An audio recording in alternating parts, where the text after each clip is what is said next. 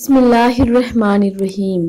زینب T V کی طرف سے میں آپ لوگوں کے ساتھ رسول اکرم صلی اللہ علیہ وآلہ وسلم کا بہت ہی پیارا فرمان شیئر کرنے جا رہی ہوں کہ نبی کریم صلی اللہ علیہ وآلہ وسلم نے ارشاد فرمایا کہ رشک کے قابل تو دو ہی آدمی ہیں، ایک وہ آدمی جس کو اللہ نے قرآن دیا اور وہ اس کی تلاوت رات دن کرتا رہتا ہے، اور دوسرا وہ آدمی جسے اللہ نے مال دیا ہو اور وہ اسے دن رات صدقہ و خیرات کر کے خرچ کرتا رہتا ہے۔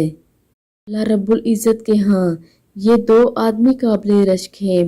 آپ لوگوں سے یہ گزارش ہے کہ آپ لوگ بھی قرآن کریم کی تلاوت کیا کریں اور صدقہ و خیرات کثرت کے ساتھ کیا کریں۔ اللہ رب العزت ہمیں عمل کرنے کی توفیق عطا فرمائے۔ آمین ثم آمین۔